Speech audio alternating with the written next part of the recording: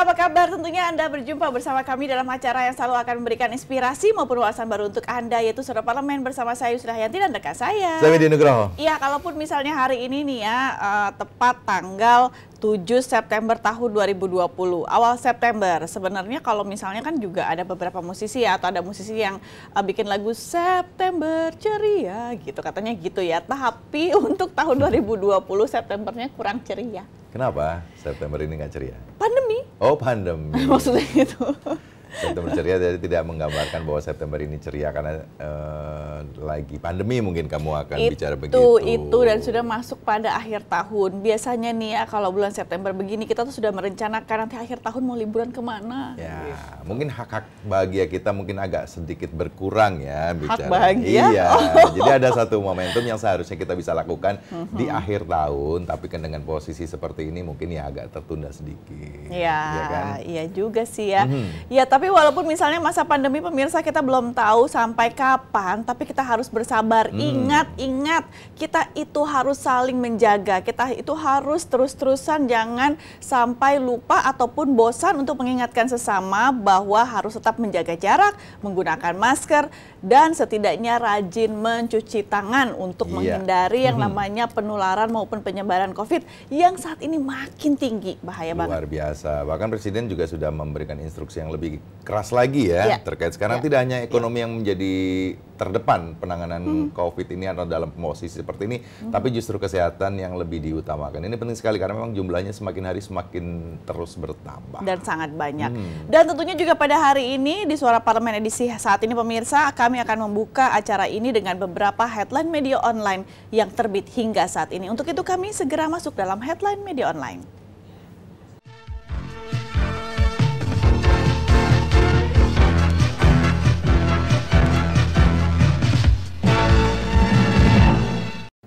Ya, headline media online yang pertama saya akan bacakan di republika.co.id. DPR RI mengatakan waspadai agenda militer negara lain. Anggota Komisi 1 DPR RI Sukamta meminta pemerintah untuk waspada terhadap rencana-rencana militer dari negara lain terhadap Indonesia. Salah satunya adalah kabar bahwa Cina akan membangun pangkalan militernya di Indonesia. Sukamta meminta agar pemerintah menjaga sikap bebas aktif secara politik, supaya secara ekonomi tetap mandiri, tidak berhutang budi terhadap negara. Dan kalau hutang budi terlalu banyak, pasti akan sulit menghadapi tekanan bila saatnya mereka menagih kepada Indonesia. Sukamta juga mengapresiasi sikap Kementerian Luar Negeri yang secara tegas menyatakan bahwa pangkalan militer negara manapun tak boleh dibangun di Indonesia.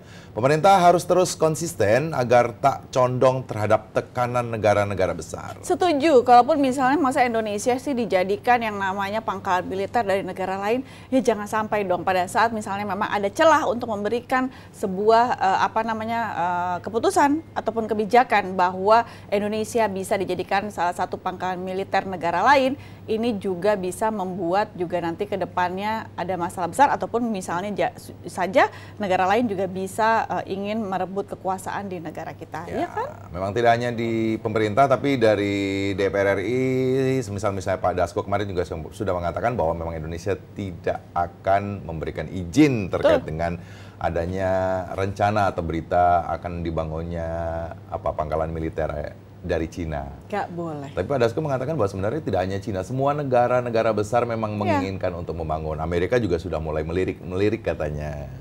Karena kalau mungkin dilihatnya adalah Indonesia adalah negara kaya ya, akan sumber daya yang ada. Strategis juga letaknya.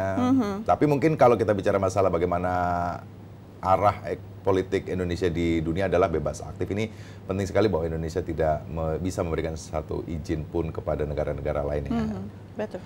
Kemudian di berita kedua di cnnindonesia.com, 40.000 orang minta fasilitas keringanan tunggak iuran BPJS. BPJS Kesehatan menyatakan lebih dari 40.747 orang telah memanfaatkan fasilitas kelonggaran tunggakan iuran kepesertaan. Fasilitas hanya mewajibkan peserta membayar 6 bulan iuran untuk kembali mengaktifkan kepesertaan dari yang sebelumnya diwajibkan membayarkan 24 bulan. Ketentuan tertuang dalam Peraturan Presiden Nomor 64 Tahun 2020 tentang perubahan kedua atas perubahan Peraturan Presiden Nomor 82 tahun 2018 tentang jaminan kesehatan. Dan kalaupun misalnya memang seharusnya nih kewajiban kita harusnya membayar tunggakan selama 24 bulan dan kini juga pemerintah memberikan kemudahan berupa cara ataupun misalnya untuk mengaktifkan kembali hanya dengan membayar tunggakan 6 bulan. Tapi 6 bulan juga besar loh. Tapi ya kalaupun misalnya memang ini sudah menunggak 2 tahun kan memang harus dilunasi ya. Ya artinya memang pemerintah juga memberikan stimulus-stimulus juga terkait dengan keringanan-keringanan dari BPJS Kesehatan itu sendiri ya. Pemerintah juga mungkin kekurangan juga dari anggaran BPJS. Ya mungkin dari 24 dipotong 6 bulan kan ya cukup oke lah ya. Sangat jauh. Sangat jauh ya. Kemudian di detiknews.com, kasus corona tambah 3.000-an per hari. ID sodorkan 2 opsi solusi. Kasus baru corona di Indonesia tercatat sudah 7 kali melampaui angka 3.000-an. Di sisi lain, lahan khusus untuk pemakaman ijazah terkait corona kini semakin berkurang. Ikatan Dokter Indonesia atau IDI meminta pemerintah merumuskan ulang strategi penanganan corona. Selamat mengajukan 2 jalan keluar untuk mengatasi kasus corona di Indonesia yang kini terus bertambah. Pemerintah bisa kembali menerapkan PSBB seperti awal, tetapi dengan risiko ekonomi terpuruk atau tetap bertahan di kondisi saat ini dengan syarat upaya pencegahan terus dilakukan. Juru bicara Satgas COVID-19 Wiku Adhisa Smito menjelaskan bahwa angka kasus corona yang melampaui angka 3.000-an itu ada karena peningkatan aktivitas masyarakat dan menurutnya meningkatnya mobilitas masyarakat yang tak disertai dengan kesadaran akan menjalankan protokol kesehatan. Iya, kalaupun misalnya penambahan jumlah yang tertular 3.000-an per hari, memang ini harus ada 2 opsi. PSBB dilakukan seperti awal COVID ada di Indonesia, ataupun misalnya pemerintah mengumumkan bahwa Indonesia terkena virus tersebut, atau memang dengan tetap pada new normal saat ini. Tapi pada saat melaksanakan ataupun misalnya diterapkan new normal dan manusianya ataupun misalnya masyarakatnya juga banyak yang abai, ini juga menjadi salah satu masalah besar. Setidaknya penyebaran semakin masif dan kemudian akankah kita membiarkan bahwa Indonesia tetap akan jadi akhir penularan semakin besar. Dan kalau tadi kan dilihat bahwa untuk makam saja sudah tidak tersedia loh. Nah, ini kan juga menjadi tantangan besar untuk ke depannya. Ya, yang pasti dengan kondisi semakin bertambahnya jumlah memang perlu lagi tingkatkan kesadaran kita untuk menjaga jarak tadi, lagi-lagi ya, untuk bisa selalu menggunakan masker dan juga sering mencuci tangan. Ini hal paling mendasar akan dilakukan kapanpun dimanapun. Tapi kalau misalnya pun juga protokol kesehatan harus dilakukan, melihat kondisi sampai saat ini, apakah juga kita sudah semua menjaga jarak? Nah, menjaga jarak juga sangat itu dia, penting. itu yang memang harus diterapkan pemirsa, dan memang kembali lagi kepada kesadaran kita ya secara personalnya. Pemirsa, 3 informasi kami ambil memang dari headline media online yang terbit hingga saat ini, dan setelah ini kami akan hadir kembali ke hadapan Anda setelah jeda ya, mengenai informasi tema yang akan kami hadirkan ke hadapan Anda. Malaysia tolak warga negara Indonesia masuk ke negara Malaysia. Nah, kalaupun misalnya ditolak, ada apa sebenarnya? Akan kami bahas ke hadapan Anda. Kami jeda dulu, jangan kemana-mana, masih bersama kami tentunya di Suara Parlemen.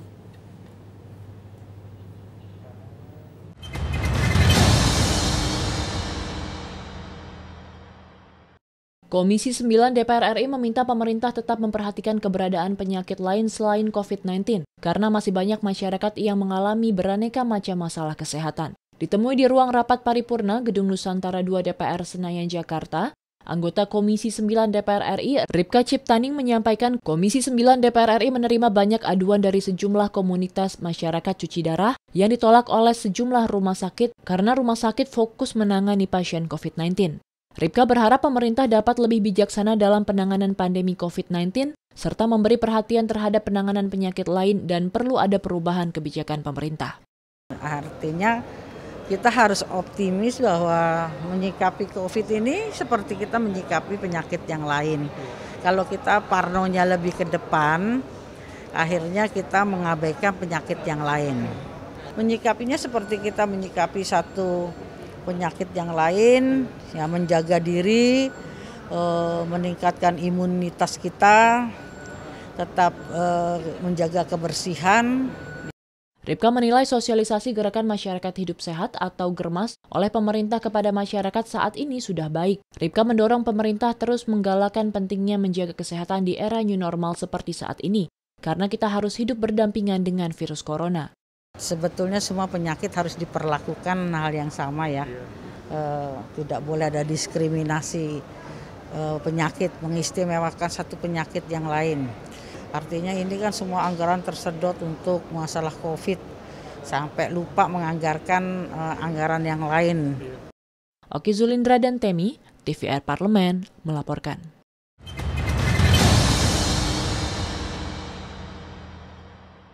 Malaysia melarang masuk warga negara Indonesia atau WNI masuk terkait lonjakan kasus virus corona terhitung mulai 7 September 2020. Aturan yang sama berlaku bagi warga negara India dan Filipina.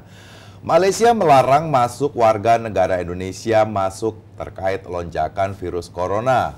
Dan warga negara Indonesia dilarang masuk Malaysia mulai hari ini 7 September 2020. Nah, kalaupun misalnya juga sekarang Malaysia sudah setidaknya menutup pintu untuk warga negara Indonesia, begitupun juga warga negara India dan Filipina, ini berarti juga mungkin saja Indonesia dianggap sebagai salah satu negara yang cukup masif untuk penularan COVID-19 di Indonesia. Dan kalaupun misalnya jumlahnya begitu besar, setidaknya juga ini membuat rasa khawatir yang begitu besar negara-negara tetangga untuk bisa menerima warga negara Indonesia masuk ke negara tersebut. Akankah kita harus berdiam diri, pemirsa, ataupun juga sudah saatnya kita harus sadar bahwa memang kita perlu bersama-sama untuk bisa menekan angka penularan yang setiap harinya ini sudah lebih dari 3.000-an. Dan pemirsa, setelah ini kami akan melanjutkan kembali pembahasan tersebut. Jangan kemana-mana, masih bersama kami tentunya di Suara Parlemen.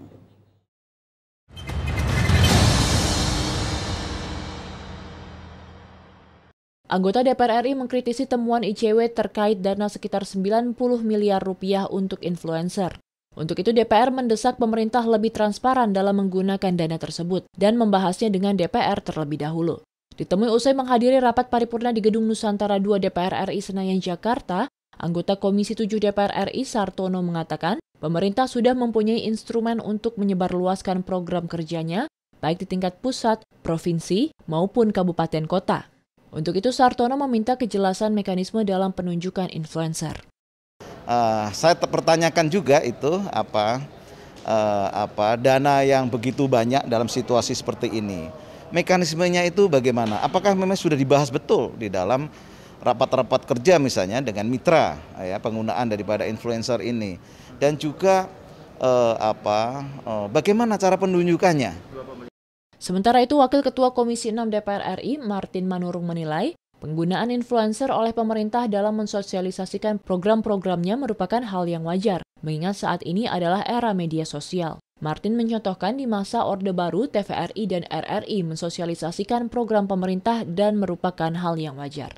Ini kan udah abad media sosial ya, jadi boleh-boleh aja, kita nggak usah terlalu pusing, karena kan pemerintah juga perlu untuk bisa lebih banyak pihak yang bisa mensosialisasikan program-programnya. Ini kan sudah abad demokrasi. Kalau zaman dulu di masa Orde Baru misalnya TVRI dan RRI itu kan khusus untuk mensosialisasikan program-program pemerintah. Sekarang kan enggak. Dari Senayan, Jakarta, Mahir dan Aang, TVR Parlemen melaporkan.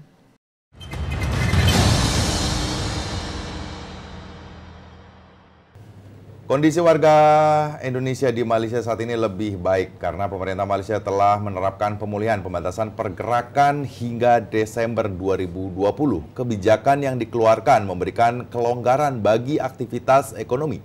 Namun 6 kantor perwakilan diplomatik Indonesia yang ada di Malaysia selalu siap siaga memberikan bantuan logistik bagi warga negara Indonesia yang membutuhkan bantuan.